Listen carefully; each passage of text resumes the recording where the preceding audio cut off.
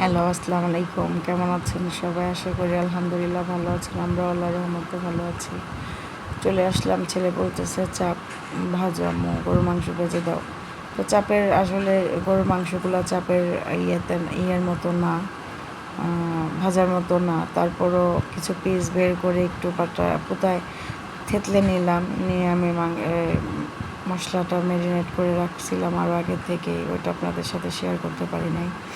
তো এই যে এক এক করে আমি দিয়ে দিলাম তেল গরম হওয়ার পরে, দিয়ে আমি এখন এই পিট করে ঢেকে দিব। পেঁয়াজ মানে চাপটার জন্য আমি সাথে নিয়ে নিব হলো পেঁয়াজ কেটে দিয়ে দিব, একটু ব্রাউন কালার করে ওটার উপরে দিয়ে দিব, এবং তেলটা দিয়ে আমার বাচ্চারা ভালো খায়। আসলে শরীরটা ভালো না, ঠান্ডা সর্দি, নাকটাও বন্ধ হয়ে আছে। আমার টোনে বোঝা যায় কিনা আমি জানি না, কিন্তু কথা বলতে খুব কষ্ট হতেছিল, ঠান্ডা লাগলো প্রচুর পরিমাণে।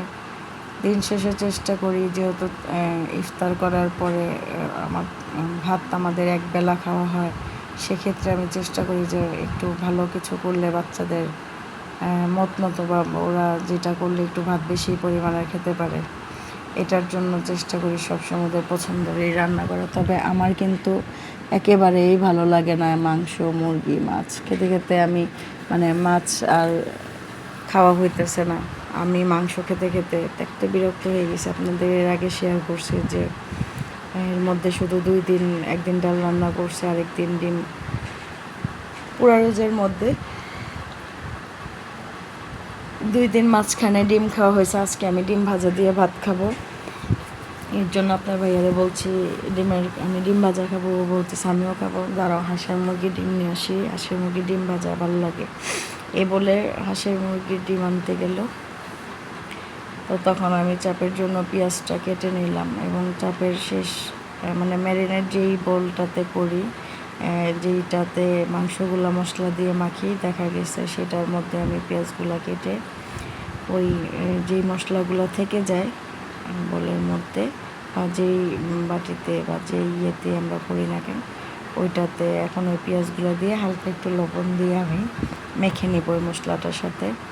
এই যে দেখা যাচ্ছে যাই যতটুকুই আছে লাগানোর সাথে, ওইটার সাথে আমি পেঁয়াজের মাথাটা একটু ফেলে দিয়ে হালকা একটু লবণ দিয়ে আমি মাখিয়ে নিব। মেখে আমি ভাজা শেষে ওই তেলগুলাতে পেঁয়াজটা ব্রেস্তা করে ছেড়ে দিব। এই যে মেখে নিলাম, এখন নিয়ে চলে আসছে ডিম। আমি এটা শেষে, কারণ এটা কখন আবার পুড়ে যায়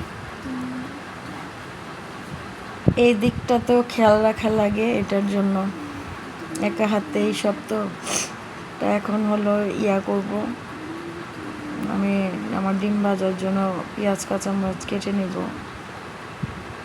তারপর আরেকবার চেপে চেপে দেখতেছিলাম, যেহেতু মাংসটা চাপের না বা অনেকক্ষণ ম্যারিনেট করে রাখা হয় নাই, এই কারণে আমি ছিল না টক দিয়ে, আমি ঘরে থাকা কিছু দিয়েই ওই মশলাগুলো দিয়েই জাস্ট মাংসটা ভেজে দিলাম।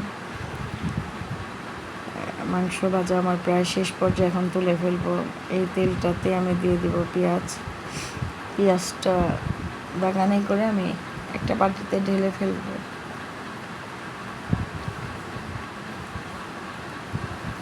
ফাইনালি আমার ভাজা শেষ, এখন আমি তুলে ফেলবো। তেলটাতেই পেঁয়াজ দিয়ে দিব দাগানির জন্য।